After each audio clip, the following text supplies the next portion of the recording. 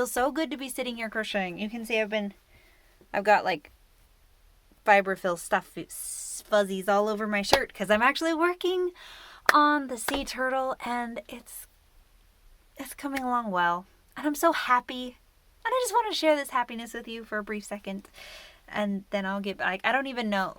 I'm starting on the head, and I don't even know if I got the right number of stitches because I've just been like grooving over here to my music and like happily crocheting, and it feels so good.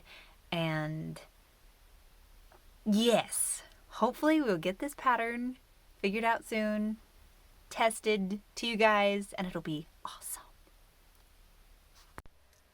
Guess what? It's done.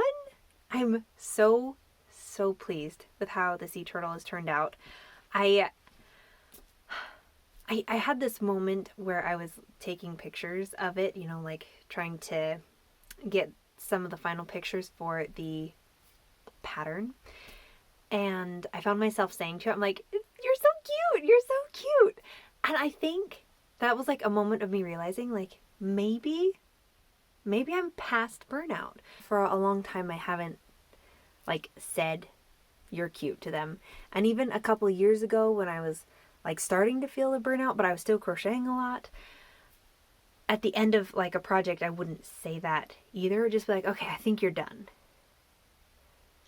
Which, I mean, maybe that doesn't sound like a big deal to anyone, but for me that really is, because like at the beginning when I like was first just full of so many creative ideas and I'd work on a pattern, I'd just be like, it's so cute. And I finally am feeling that again, and it's marvelous. Also, I did not realize until I was typing up the pattern that I did not put out a single pattern in 2022. That's crazy. It's crazy. Anyway, without further ado, here's the sea turtle. Do, do, do, do, do, do, do. Look at how cute it is. Isn't it just so cute? I am just enamored with it. Yeah. It turned out better than I thought it would, and I'm really happy with it. Anyway, you don't want to watch a whole like 10-minute video of me just repeatedly saying like, it's so cute, I love it so much. So let's talk about something else. So this final version of the turtle compared to rough draft, you guys will talk about the things that I'd wanted to change on this one. I think there were 3 changes that I really wanted to incorporate when I had finished this one. One, I wanted to get this shell edge to not be, you know, completely curled up like this. I wanted the front flippers to have the wider edge face forward, but not, I don't know, not look like that. Why? Because that was my opinion. I wanted to change that. And I also wanted to add kind of the spots to the head and the flippers to give it more of a sea turtle feel instead of just like your average turtle. And so I talked to my testers group particularly about the shell edge because I wasn't even sure what to do. And they recommended crocheting in the opposite direction, and that did help the edge stay down. It still like comes up flat a little bit, but it doesn't curl up the same way that the other one does. I mean, you can make it, but like the other one, you can't make it stay down. This one, it stays a little bit down. It often is kind of flat, but like it's pretty good. Like I am really happy with how it turned out. I did end up tacking it down around the edges of the neck, just with a little a yarn tail from the outer edge of the shell. That way, I mean, because this part is going to curl up because the head's there. So I did do that, which I think helps. I changed the pattern. So that was the first thing. The second thing, I did change the pattern for the flipper so that the, I guess, thicker side goes forward on the front flipper. And I really do like how it turned out. And I love how the spots, the specks, you know, I don't even know what to call them, turned out. I was afraid they were going to be too heavy-handed. I tried a bunch of different ways, and a lot that I was just like, oh, I hate this, I hate this, I hate this. That's the problem with being so opinionated, which I am. I'm pretty opinionated, especially when it comes to designing my own work. Like I either love it or I hate it. It's pretty rare that I'm an in-between. I'm either like, this is so stinking cute, or I'm just like, I hate it. It's the worst. And yeah, there were quite a few things that I hated and were the worst, and we won't dig them out right now. But it took me a long time to find the color of brown that I wanted, because I was trying to pull from colors in the shell, and so the color I was trying to match was this, and I could not find any super bulky yarn that matched it. I looked at Joann's, where they, carry Bernat blanket yarn and Big Cuddle Twist.